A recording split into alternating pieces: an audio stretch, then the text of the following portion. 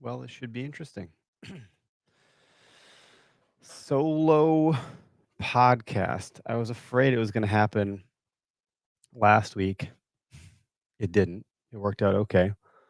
I've been afraid it's going to happen at some point because life is crazy for everybody, and this train keeps rolling. So I didn't want to not do an episode this week. I could have done a rerun.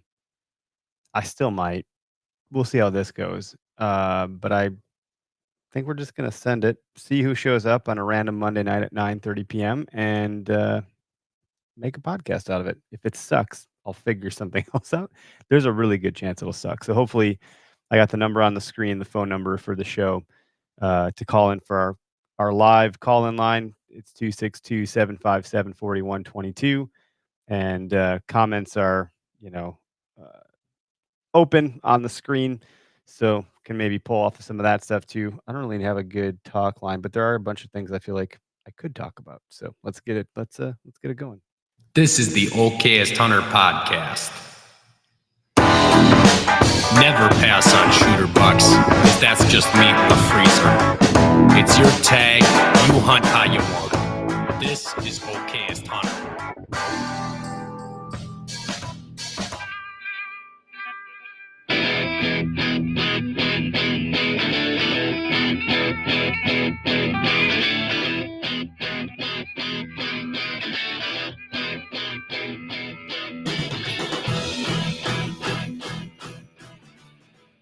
Welcome to the OK Center podcast, coming to you from Oconomowoc, Wisconsin.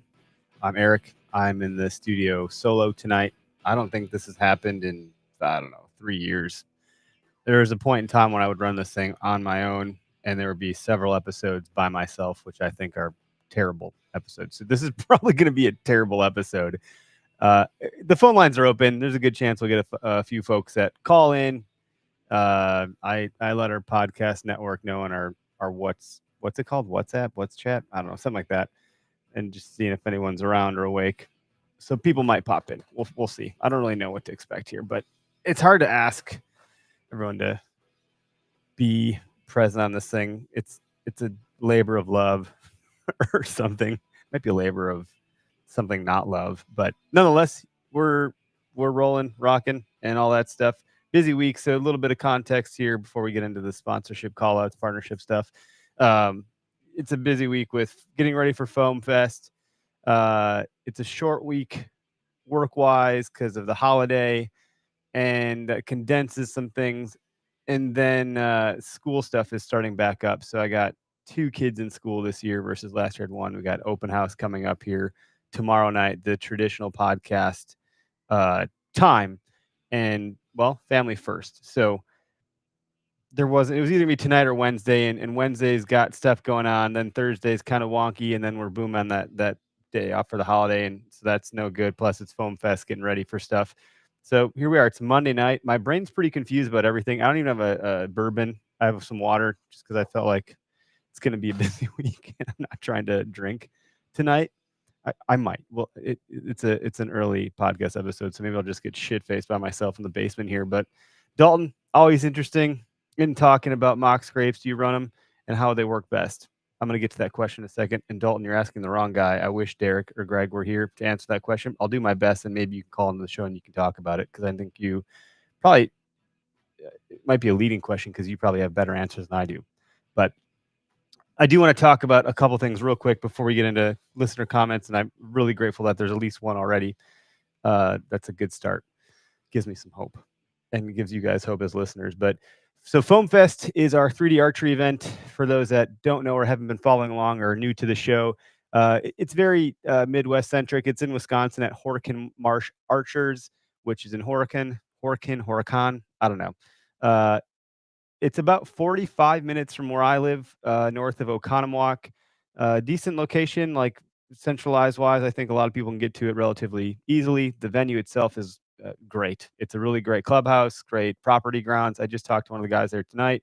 He's going to spray for mosquitoes either Friday night or Saturday morning for the course. I think there's going to be 18 targets in total, if I'm not mistaken, and I very well could be, and I should know these things, but I just don't. I have too much going on to pay attention to things, apparently, and I suck at planning, as my wife reminds me on a regular basis. And so there's that. And what else? So lots of stuff is being given away there, just to kind of cover the basis for those folks that are showing up or might still be on the fence and aren't 100% sure that they want to show up. Uh, the event's at 10 a.m. is when it kicks off.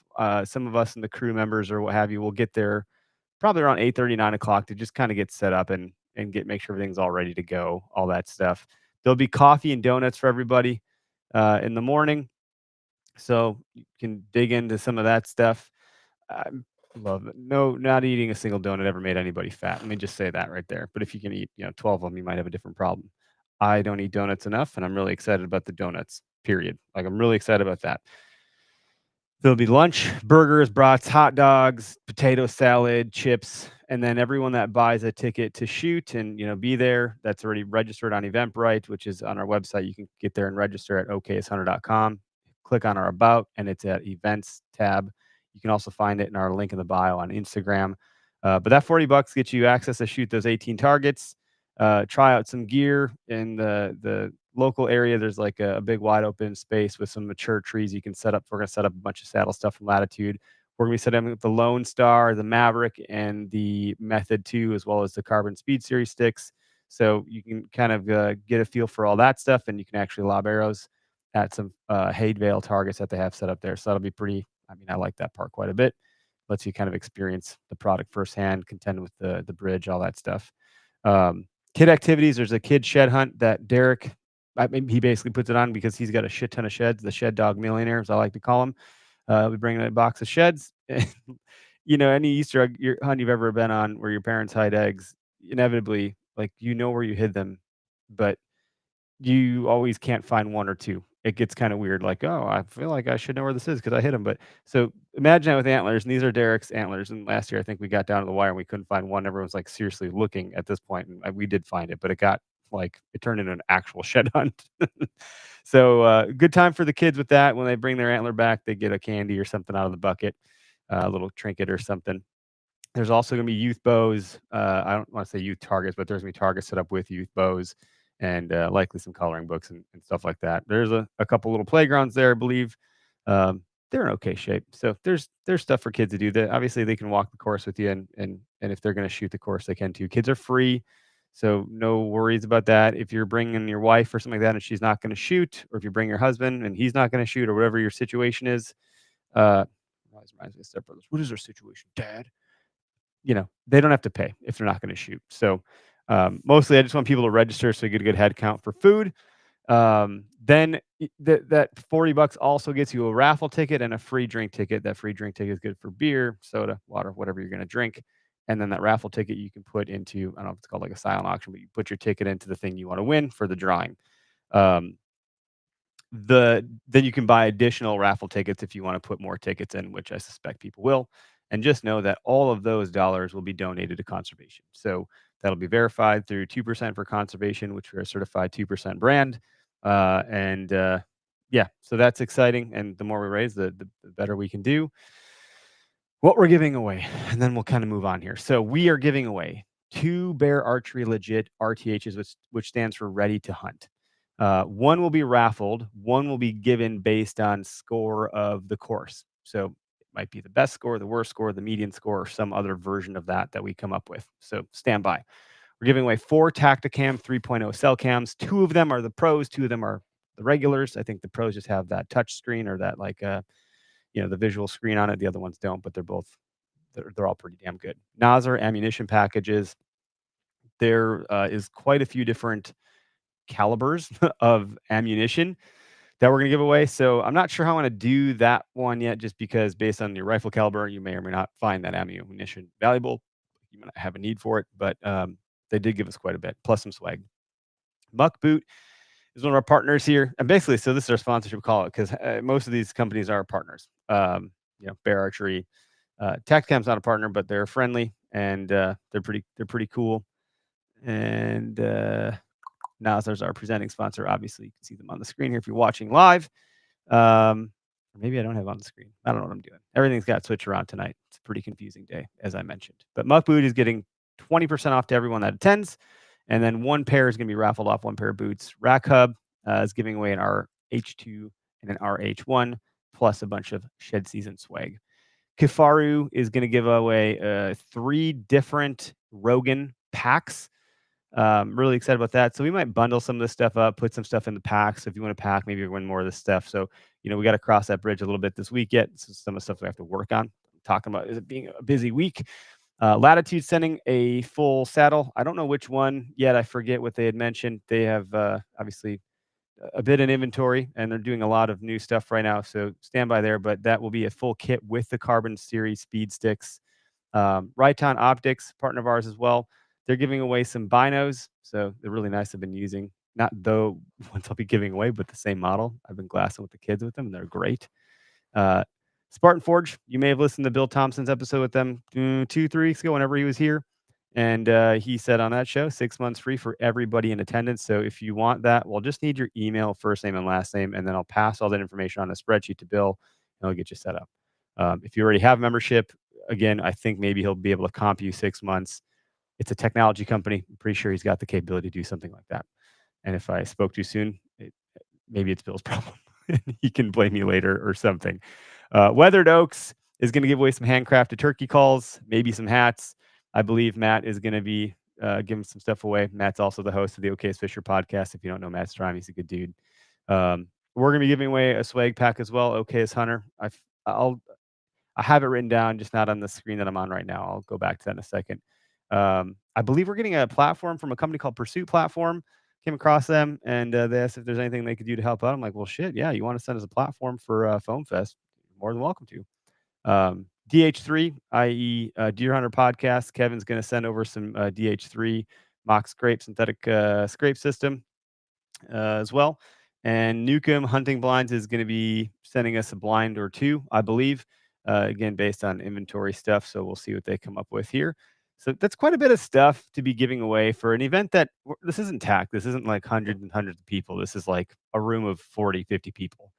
Most of you are going to walk away with something if you come to the event. So it's a good time. OK's Cook is going to be there. They're going to be giving away some goodie bags full of some fun little trinkets and some of the branded swag. So that'll be pretty cool too. And I think we're going to toss some stuff into those goodie bags as well. Let's see if I can find what we're giving away here, because I can't remember what it was. Oh, bear with me here. I think I can find it. Oh my goodness. There's just so many messages that I have. OK Swag Pack, or OH, is 2 bags of coffee. So we have our Shooter Buck blend and our Swamp Docky. It's not a blend. Shooter Buck is our light roast. Swamp Docky is our dark roast. If you haven't tried our coffee, it's from Our Grounds Coffee out of, I think he's in PA. It's really good stuff. Roasted in his basement. He's got a great business that he's building from the ground up with his family. It's pretty cool stuff. So we white label that through him. Full transparency, like good stuff. 2 Can't Eat the Horns patch hats. I'm wearing one right now. This is a khaki and coffee one. You get 1 t-shirt voucher, because I don't know what size you're going to need, so we're not going to ship those over. 1 sweatshirt voucher. Again, don't know what size you are, and 1 gun sleeve. So I think that ends up being about $200 retail value. I think we're well over the $5K mark for product if you add all this stuff up. And maybe someone will fact check me on that, and you can let me know what our tally is if you feel so inclined. I probably will do that too this week.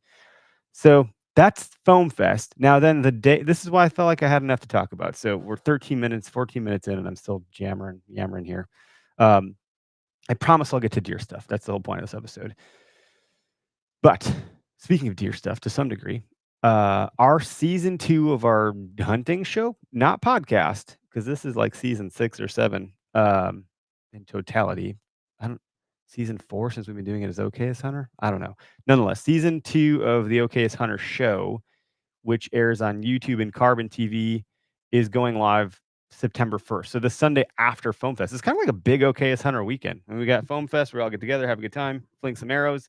We're doing a Fling and Arrow Friday too, just because I felt like I needed another excuse to like be accountable to shoot my bow. And I, instead of saying Happy Friday, I felt like Happy Flinging Friday. So let's go fling some arrows. So join me this Friday to go fling some arrows and just tag me or the brand.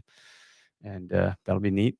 But The OKS show, I think there's like 12 or 14 episodes. I'm not exactly sure. I'm going to structure it on the tail end or with some bonus episodes. But I think we're going to try to get them all published through the month of September. And I think there's a couple reasons for that. One is I'd hate to tease an episode a week. Like I feel like at some point people just lose interest uh, if they're spread that far apart because there's a bunch of them. It's a political year coming November. Like by that time, people are just not going to. I don't know. They're just going to be distracted with stuff. So maybe this will be a good distraction. But we'll just bulk upload everything throughout the month of September. Every week I do. I think math. So 4 weeks in a month. 12 shows divided by 4 weeks. That's 3 episodes a week, I think. So yeah, I think 3 episodes a week. Maybe we do like a Monday, Wednesday. I don't know. I feel like a weekend's a better time. So maybe it's Friday, Sunday, Wednesday. Help me out, guys, gals. I don't know. Something like that. And then you can consume the whole thing in the month of September. And then if you don't get to it, obviously you have your October, November, December. But what we did the first one is we launched in March, which was a fine idea. But the reason we did that was because we were heading up to a trade show and we wanted to have it ready for the trade show. And my thought was like, well, shit, it's March. People are probably dying for deer content because it's not deer hunting season. Well, I'm not sure that I was entirely wrong, but I don't think I was anywhere near entirely right either. So I'm curious to see how that is received this time of year. I think a lot of brands are putting out stuff nowish or through September. So it might be a noisy space, but I think that's kind of what we want as deer hunters. I think we want deer hunting content when it's deer hunting season, even though it's all from last year. We're not the hunting public. We don't put stuff out real time.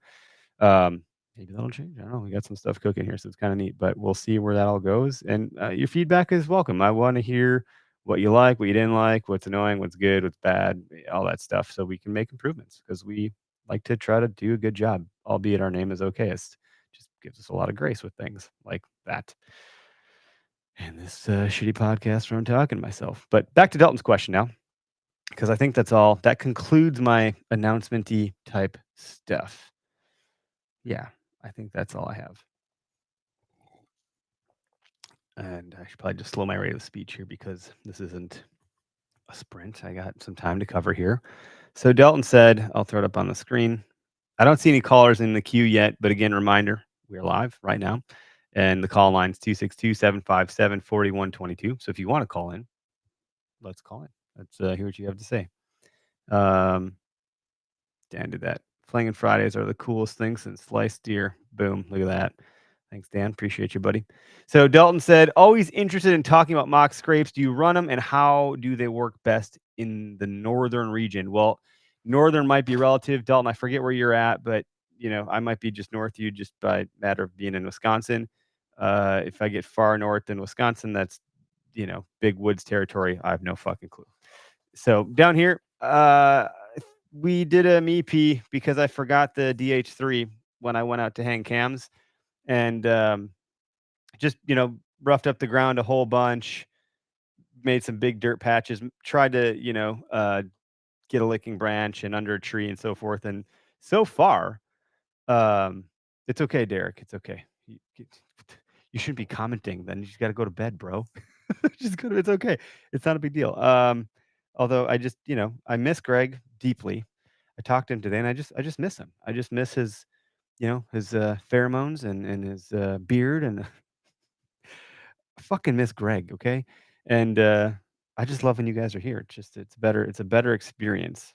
And but it's okay. I'm trying to look up my reveal real quick. So to Dalton's point, Derek helped me. Speaking of Derek, he helped me hang the cams that I hung, and there's been some good activity. Like there's lots of deer coming through, plenty of does. Like there's a lot of does, which is awesome because I'm pretty enthused to go lay the smackdown on a doe and just kind of knock the rust off of things, get the confidence up, fill the freezer a little bit, take some of that pressure off. So if I get an opportunity to get out there, I'd love to get a doe. I'm certainly after a doe. I'd prefer to not get a buck right away because I kind of want to enjoy hunting and not tag out. Like I think that would be a bit depressing. Taking out a buck tag, I'd probably go back out and get some does too. But usually by the time I get something, my wife kind of starts to go, yeah, you got something. You sure you need to go back out? And it's kind of like, yeah, I kind of do. but lots of activity coming into the scrapes on the cams. And we had Kevin on last week with the Deer Hunter podcast, and we kind of talked about his educational 3-part system, the education, the catalyst, and I forget what the third part is. Forgive me, everybody, especially Kevin. It's late. It's been a long day. It's almost 10 o'clock. So I'm running on low, and I'm going to be up for a long time editing shit. So anyway, the branch catalyst part is interesting because it seems as though without any sort of incentive, which I can go back out and put some stuff down. Lizard Hill actually sent us some stuff too. Lizard Hill Bone sent us some stuff too. So I might do one on one and DHA on the other, just to, give everybody some love here. But because there's nothing official other than I just like these guys. I think they're good dudes doing good stuff. But so far, it's been enough to create this catalyst where it's self-sustaining. Now the deer have done their thing, and it's bringing more deer, and then more deer come in, and it's just kind of perpetuating more deer activity. I just pulled up my Reveal app right now because that's what I'm running. And by the way, I've had no issues with these things. They've been fine. Both batteries are also at 100%, which I find to be interesting. I'm running the rechargeable. Rechargeable? No, I'm just running lithium. It's not rechargeable. I couldn't find enough rechargeables when I needed them. But yeah, so far so good. And good buck sign or activity coming through, good doe sign and activity coming through. I did get one coyote, maybe twice. I don't know if it's the same coyote or not, at night. Some turkeys. I have one of the trail cams set above a branch, and there's a lot of bird activity, which I kind of don't mind. It's kind of neat seeing a bunch of birds land on this twig in front of the camera. I don't mind wasting the pictures on that. I think it's just kind of fun. It's like bird watching virtually from my phone in the middle of the day. So I don't know if that answers the question. Do you run them? I think kind of, yeah. How do they work best? That I'm not sure. And they seem to be working for how we're doing it. So I think that's okay. That's kind of that. So yeah, Greg's been traveling a bunch. He's literally every week he's traveling. Every time he tells me he's traveling, I'm like, oh, my soul. I'm not. It's another week. I'm not going to see you, buddy. Come on. But it's not that I'm mad. I just I think. Do you guys miss Greg? As listeners, because I feel like Greg is a lot cooler than me. He knows more stuff about stuff. But you can always listen to the OK Fisher podcast because he seems to be able to maintain that one because he doesn't have to be present physically in my house. So I think that's probably a little bit easier for him to do. So deer stuff. I think one of the things I kind of wanted to touch on is there's some topics that are just overdone. They're overcooked. They're burnt, but they're still being talked about all the time. And I don't even mean controversial topics. I just mean overlooked spots, buck bedding, all the stuff. And I'm not picking on anybody. But what I find interesting is that you need to hear something a lot of times from a lot of people for it to start to sink in, for you to internalize it, process it your own way. So I don't think that's a bad thing that we're hearing certain topics over and over and over again. I'm thinking to myself as a podcaster, because I was challenged with what the hell am I going to talk about tonight on my own? If there's something I'm going to talk about, there's no way I'm going to pick something that hasn't been discussed before, unless it's like a newsworthy breaking news situation. Like maybe literally it hasn't been talked about before on a podcast or a hunting podcast. But by and large, most of these topics that we as podcasters do aren't super fresh.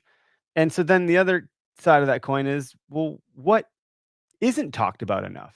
And I don't mean controversy. I mean, what do we as deer hunters want to hear more about?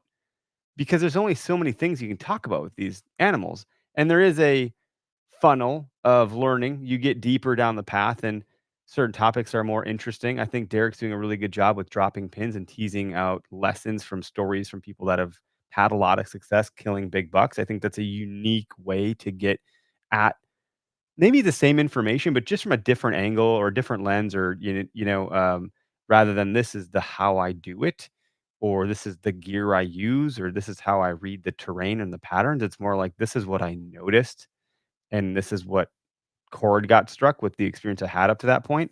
It's like reading a book, 2, 3, 4, 5 times throughout the course of 10 years, maybe. You're gonna pick different things up in that book that you didn't get the first 1 or 2, 3 times, and you're gonna have a different opinion or perspective on it too. So it's not even that maybe you read something and you did get it, and then you read that thing again, it's not hasn't been missed, but now your perception of that has completely altered because you have new information.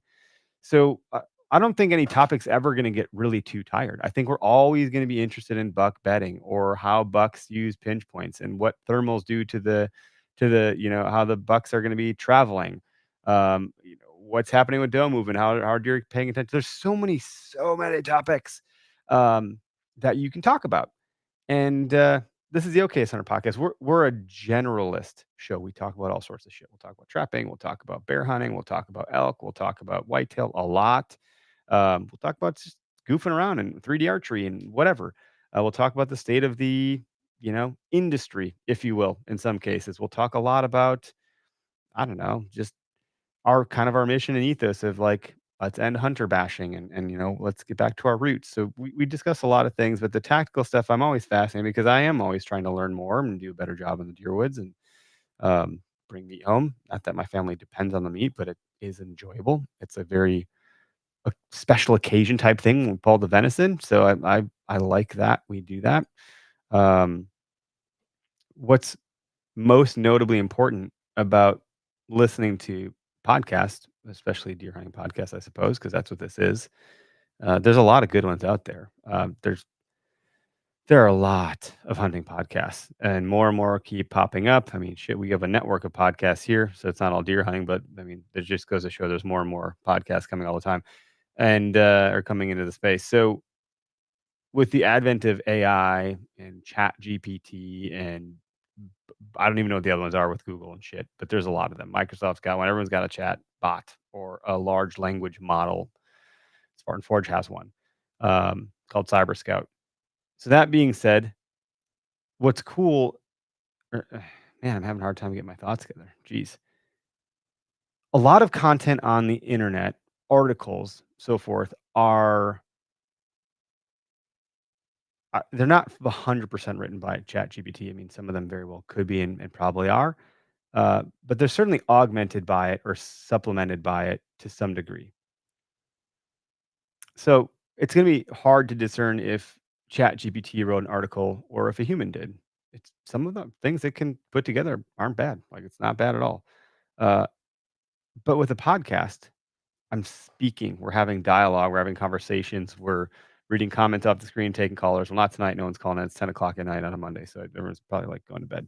Um, This is not AI. This is real. This is some real shit. This is real authentic conversations that it is a bit more intimate. And I don't mean in a sexual way. I mean intimate in like if you've listened to the show for any even like 6 months or a year or more, like you probably feel like you know me, Derek, and Greg to some degree. Or if you watch The Hunting Public, you probably feel like you're hanging out with your buddies when you watch that show. That's why it's so fun to watch. Or if you're watching Seek One, you probably feel like man, Lee's a good dude. I feel like I could go hang out with Lee or whoever it is. Maybe you watch Curtis Zabel, with Behind the Bow. Like there's a number of content creators on YouTube and then podcasts. There's like Bowhunter Chronicles.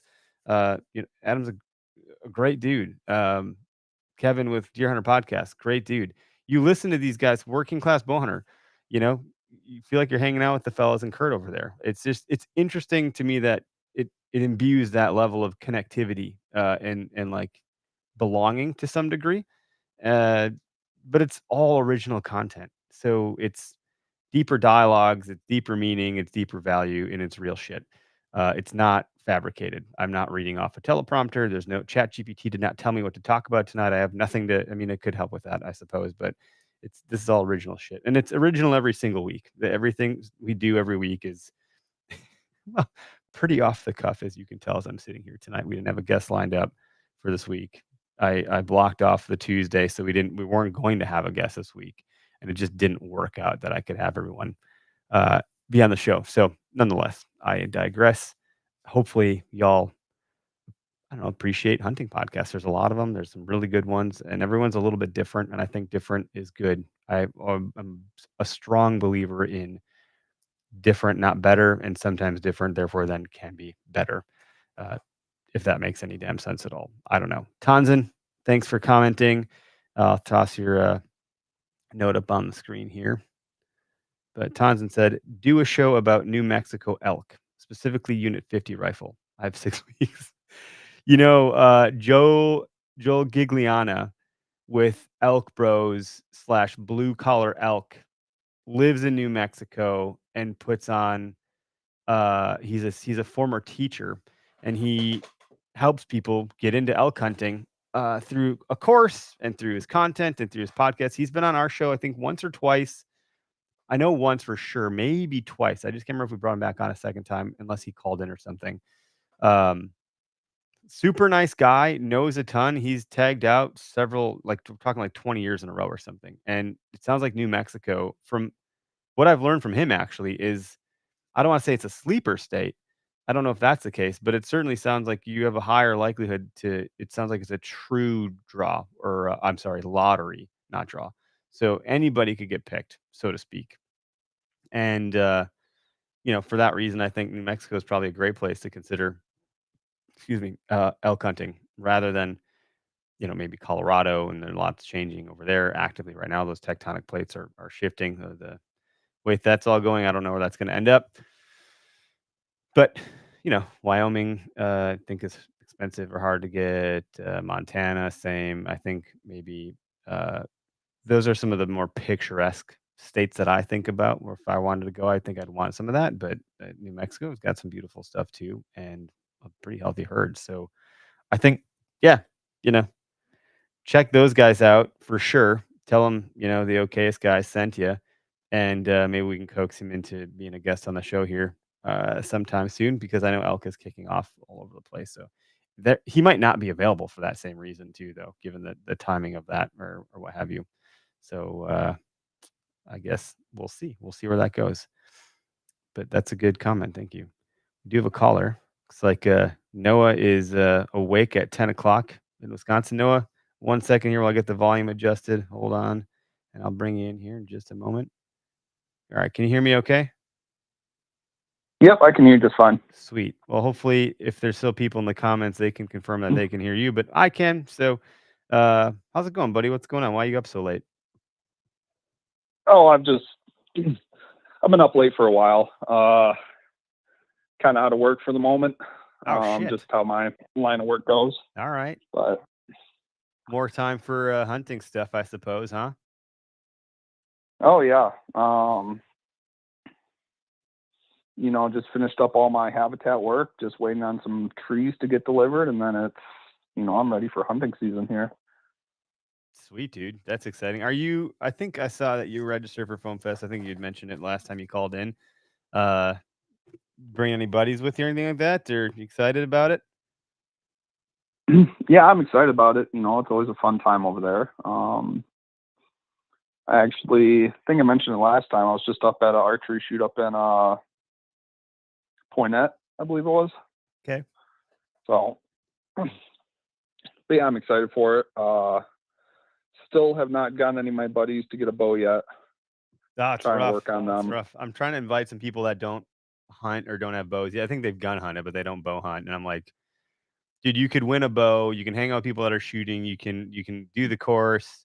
Like, it's a good time. It'd probably be a really interesting way to kind of come into things. But having been to the event, I think you were there the first year too, and you've gone to other events as you just mentioned. How, in your opinion, or like from your point of view, what's different about Foam Fest, or not different, or what do you enjoy about it in contrast to maybe some other events you go to?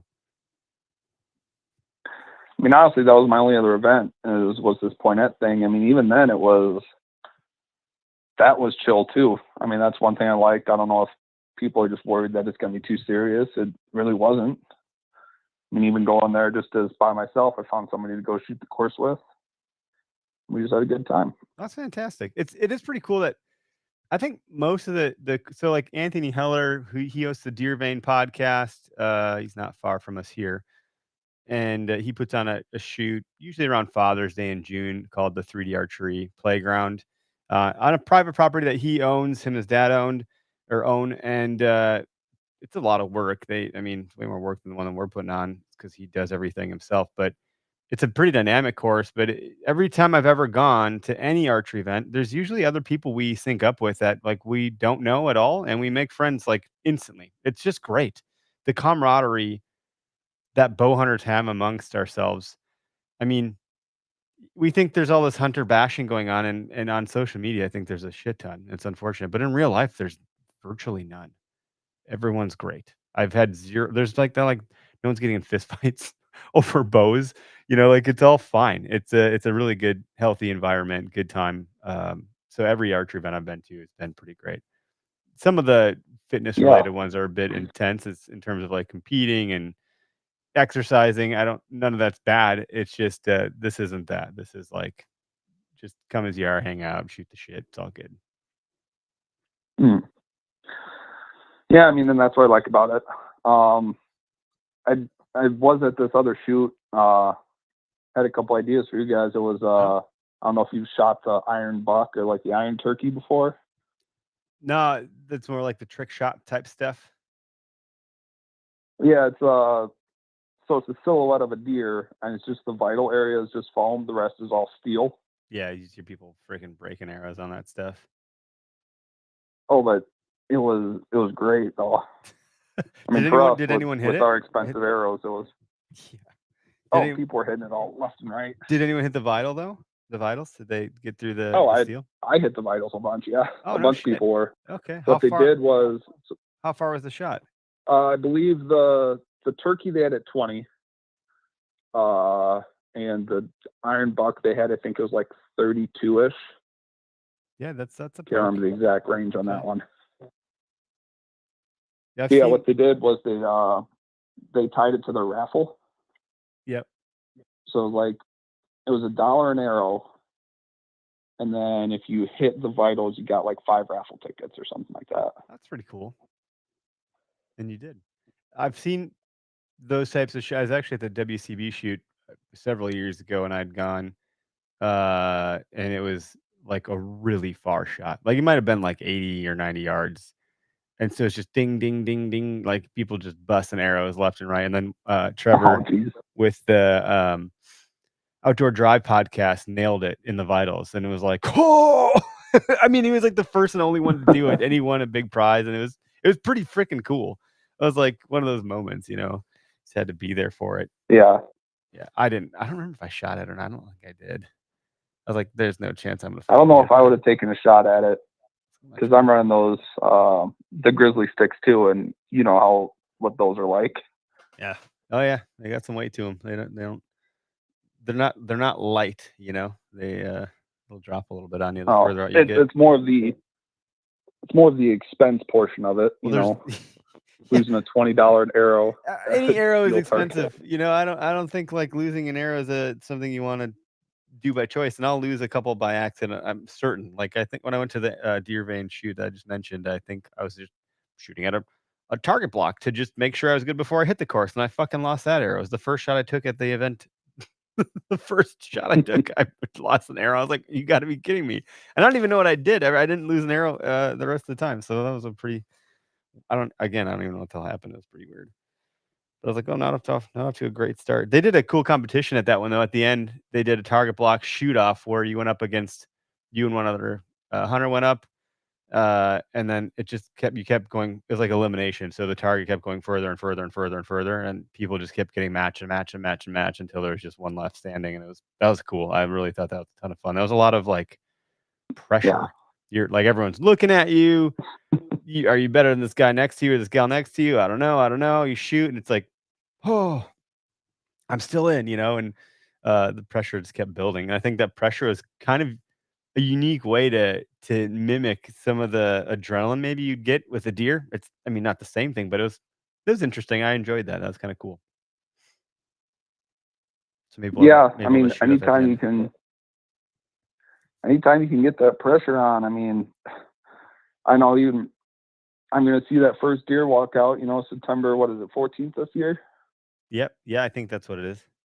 I'm going to see that first deer walk out, and I'm going to be shaking like a leaf no matter what it is. Yeah. Yeah, and then I see it on my trail cam bush. I'm like, oh, shit. Like, I kind of know what it might be, but it might not be that. I don't really know. And it's early, I think, where my cams are set up. They're not designed to be in a spot that I should be picking up a lot of activity right now. I really should be picking up not much at all. And eventually, I saw some nice. I mean, that bucks was a really nice spot. I saw that picture you posted on Shooter Buck Club there. Oh yeah, yeah. That wasn't even the good stuff yet. There's some other ones that I'm like, oh yeah. Really? Oh, I'll send you a shoot me a note, and you're on, I don't know, I think you're on Facebook. I'll send you one that looks real. I share with the guys. I didn't share that one publicly. It's a little bit different. It was exciting though. I'm like, wow, this is cool. Like, it's pretty neat. I'm not gonna probably make anything of it. I'm sure I won't capitalize on anything that it's all the intel it's giving me, but I just like seeing the pictures more so than anything. Yeah. You gotta have a good attitude. I mean, I'm psyched this year. Most years previously with my property, I've not seen many good sized bucks preseason or into the season until the rut. And they just come from all corners onto my property because my property's always been the doe property. Okay. So then you hold does and they come in to look for hot does. Yep. And yeah, that's a hell of a. But this year I've had 3 very nice shooter bucks in daylight here in the last few weeks. Yeah, keep monitoring, man. Keep monitoring. There's gonna be a lot of changing happening around. Beans are gonna start to die off. I think sooner than later, with the lack of rain and the pressing heat. I think we're gonna get foliage will probably drop sooner than normal. Beans will die sooner than normal.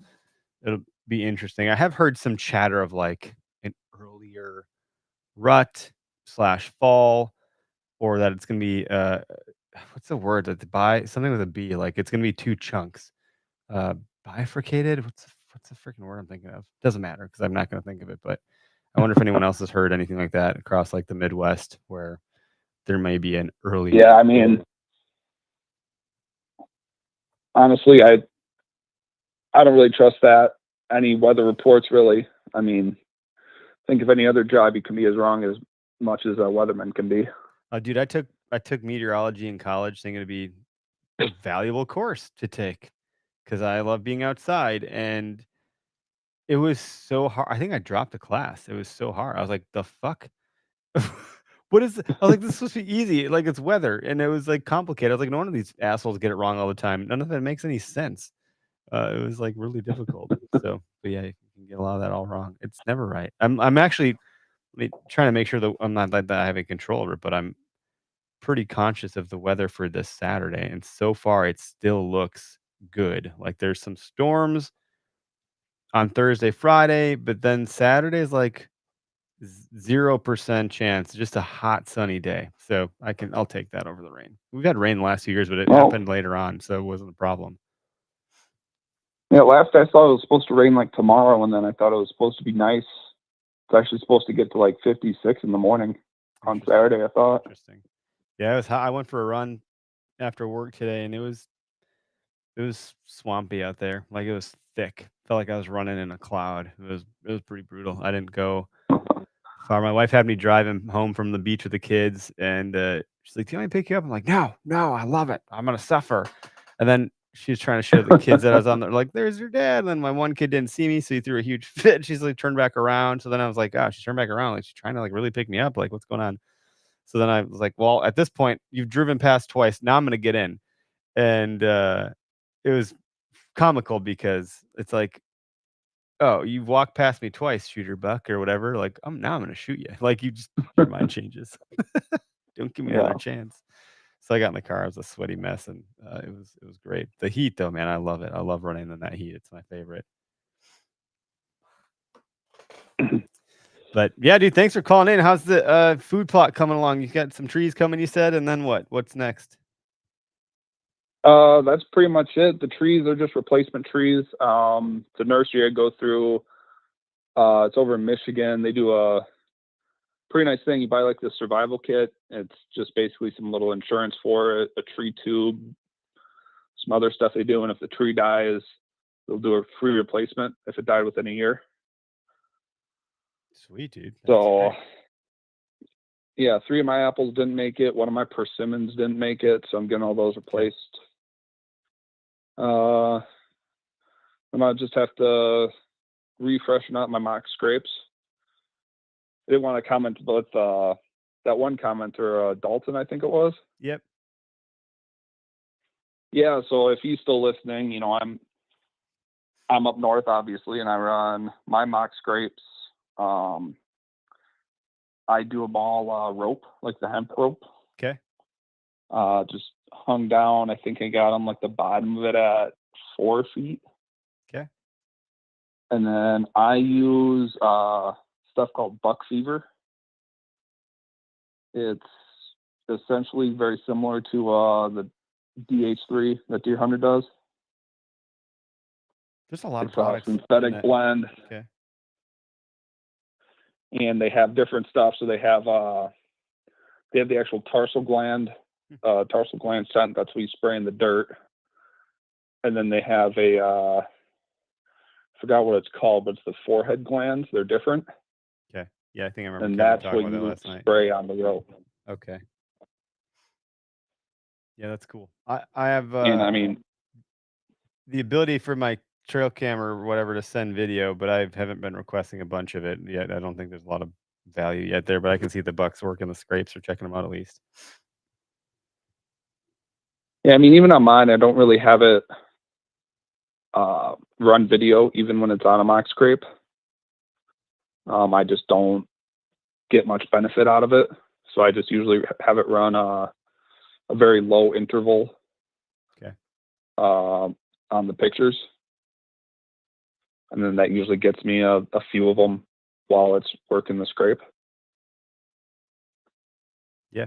There's things to pay attention to, I suppose, like the wind direction. Are their ears pointed a certain way? What direction did the deer come into the camera? Where are they angled?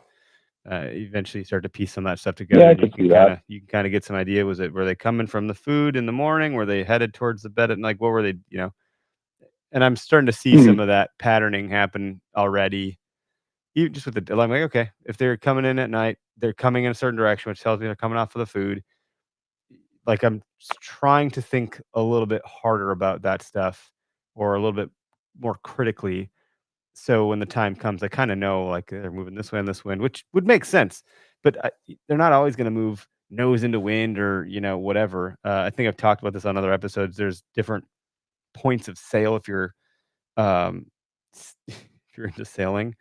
The way that you would fill a sail with wind, you don't always have to have the boat back to the wind. You would never get to where you're going. It's called tacking and jiving or jibing. So like points of sail. I think that's a really interesting diagram. If you go Google it and look at images, I'm trying to find a quick picture on my phone while I'm talking to you because there's yeah. I should pull it up on the computer, but it's just too much. There's like if your back is to the wind. Yeah, I mean, yeah, there's like broad reach, beam reach, close hauled, and then if you're not in the wind at all, your sails is called luffing. They just luff. But I feel like that's the least likely path a deer would take.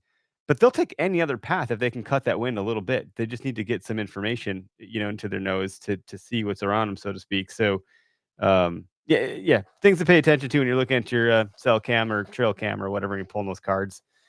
I'm no expert by any stretch. I just hear a lot of people talking about stuff, and I pick things up through osmosis and see if I can't piece some things together. But again, I promise I will find a way to F it up. I will not set up right.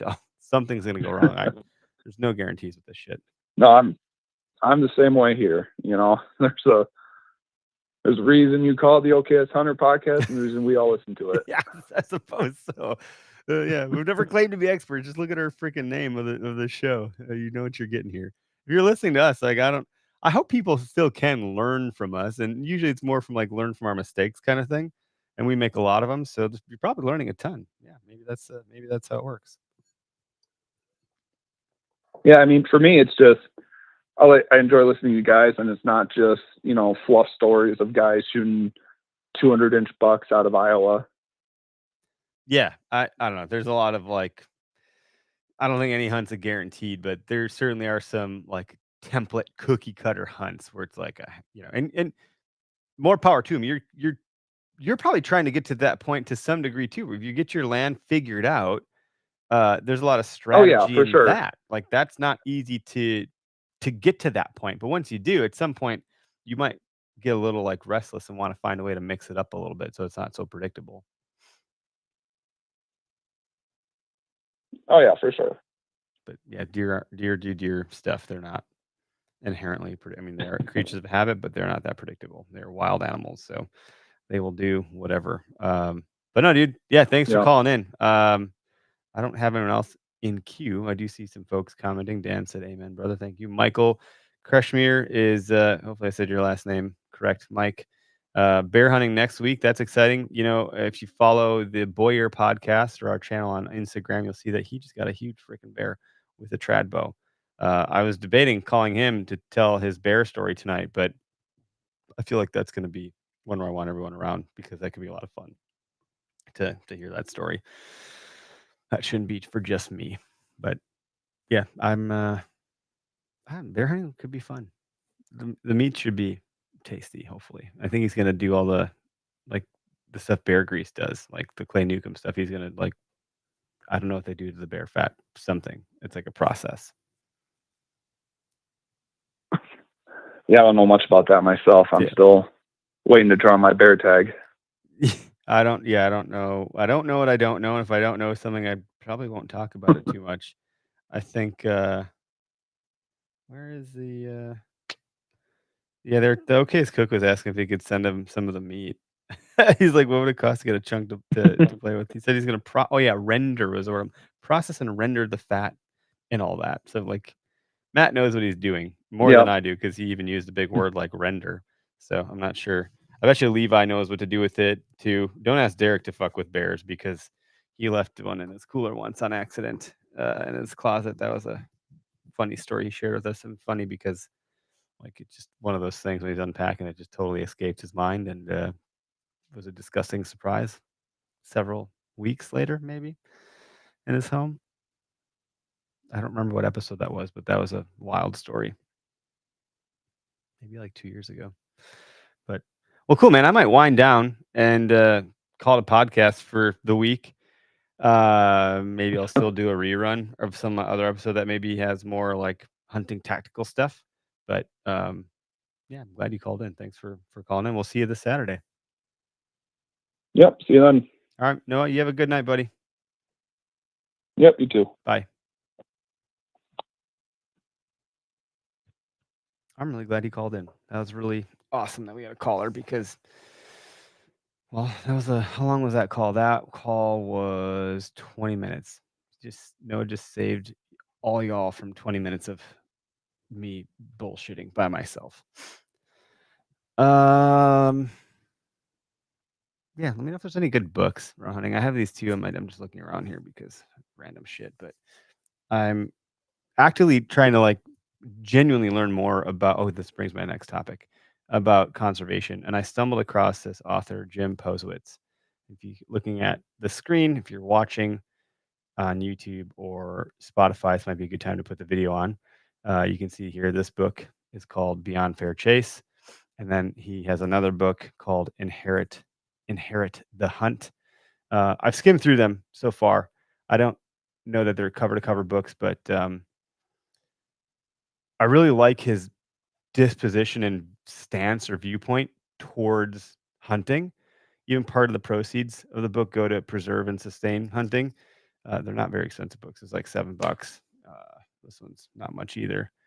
But really, one thing we're going to be doing here, and I think Dan, who's commenting, is if he's still watching, he's helping us with the design or the mark for this. Mark? Yeah, is that what I want to say? Sure, I'll go with that. Fulfill your hunt. And if you've listened, I don't know, in the last 2 months, maybe, you might have heard me mention fulfill your tag. It's so he's still here. That's good. I'm glad he's still here. In the comments, fulfill your tag. It's kind of this play off of words of like fill the tag, but hunting is more than just filling a tag, and it's hard to express that. And every hunter you come across, if they're trying to defend hunting to a non-hunter at a wedding, at a table conversation with folks, or some effect like that, like you almost always start with what's more than the kill, because it is. It is, but it's also about the kill. Like it's both things. It's just more than all of that. It's heritage, tradition, camaraderie. It's primal. It goes back to our DNA. It is a way to connect with nature. There's so many things. It's all the stuff that you tap into, even chemically as a human. Like it does something different to you to prey on, an animal like that and have a weapon in your hand. Like it's not like connecting with nature the same way you'd be on a hike, although that's fine. But letting the woods come to life around you, all that stuff.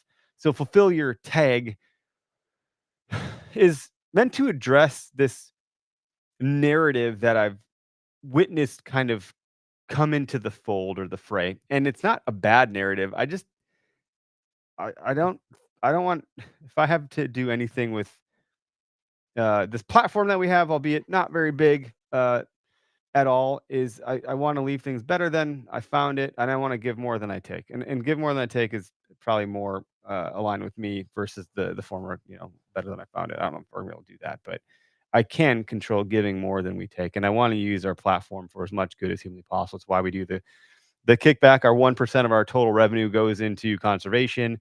It's important to us, me, and the brand. So this fulfill your tag, I don't know what I'm calling it, like campaign, I suppose, is meant to raise dollars for conservation, but have a bigger impact than what we can do through our revenue. Because we only make so much. Like we're not a huge business, so it's not a ton. Um, wow, I'm trying to get my words here. So the way that I envision this working is we'll have a mark. For first year, it's going to be a sticker, just because we don't have the time on our side to launch this year, because I suck at planning mostly, and dollars are hard to come by. This sticker is going to be something that, if you show you've donated to conservation when you go to buy your tag at whatever state DNR site, most of them have some sort of like, I want to donate an extra roundup, or donate 3, 4, 5, 6, 10, $15 to conservation. If you do that, whatever the amount is, we want to give you a sticker in exchange for that. And I want to be able to showcase how much we've been able to, just by grassroots talking about raising dollars for conservation and having people report back, yes, I did this. Great. Thank you. Here's your sticker. Now we're just going to tell us how much it was so we can tally that up. By the end of the season, I would love to be able to show, through just our network of listeners, how much we were able to collectively raise for conservation. Now, if you don't do it through one of those donation buttons on your DNR website, your natural resources website, whatever state you're in, and you still want to contribute, or maybe you already bought your license and you're like, well, I already have my tags. Like, how do I do this? You can buy the sticker when we have it, which will be soonish. And those dollars will count as that tally. And you can buy several stickers, whatever it is. I was talking to Sam Solholt about this, because he's really good at doing these types of things. He's got the Stamp It Forward, and he's just done, as a single human, that guy has done more for conservation than most. And I called Sam and I said, dude, you're really good at this. I have this desire to give more than I take. Use our brand for good. I know we put a lot of memes and gifs and funny ha stuff. We're more than that. Those things are just meant to like pull people in and feed the freaking social media beast. We have a show, we have a podcast network of great humans doing really cool stuff.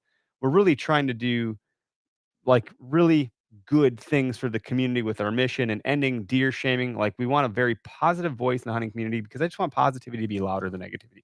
You're never going to shut it up, but we can be louder. That's the point. So this narrative that I've noticed that's kind of come into fruition is that hunting isn't conservation. And I believe someone, I forget which organization, nonprofit it was, had a slogan that said hunting is conservation. And I could Google it, but I will distract myself. So that being said, if hunting is conservation, or the people are saying it's not, I just want to tie that together a little bit and say, but it can be. Look, these folks are raising money towards conservation. And if they're doing it through whatever local natural resources website they can, I think that's a net positive impact across the board. And it's being funded by buying a tag to go hunting. So therefore, hunters can be conservationists. And I know that's not unanimously true. You can be a conservationist without being a hunter, and not all hunters are, in fact, conservationists. I just think that a lot of us can be. And this is one way that I want to try to kind of bridge that gap or prevent another wedge being put into the hunting world. I there's enough echo chambers. There's enough things that are separating us and dividing us. If I guess suppose is the word. All these Facebook groups and so forth. So that's kind of what Fulfill Your Tag will be.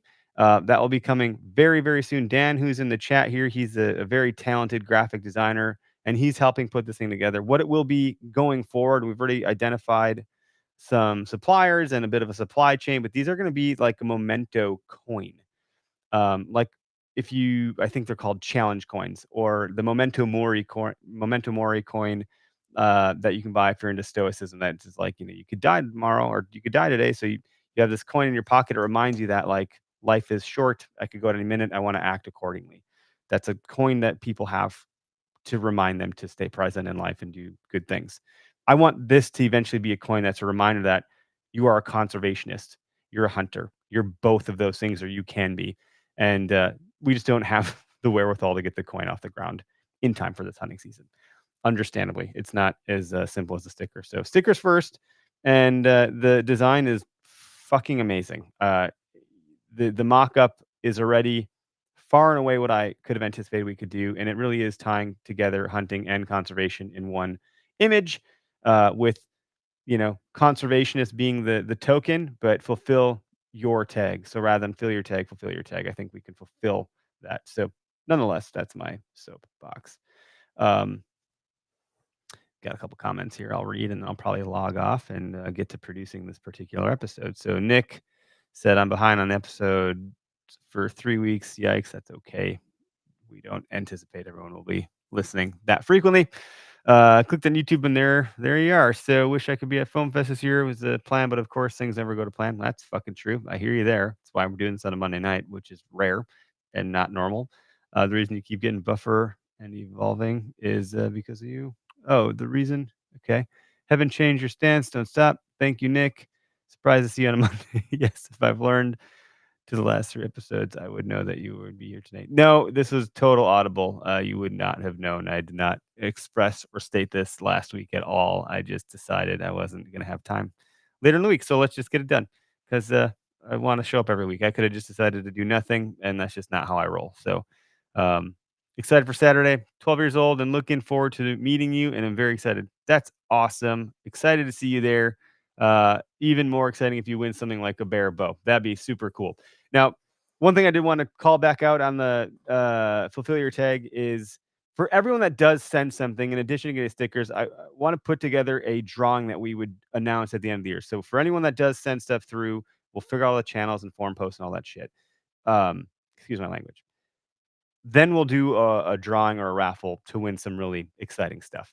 And as you can see by what we have for Foam Fest, I think we have access to some really great partners doing some great things.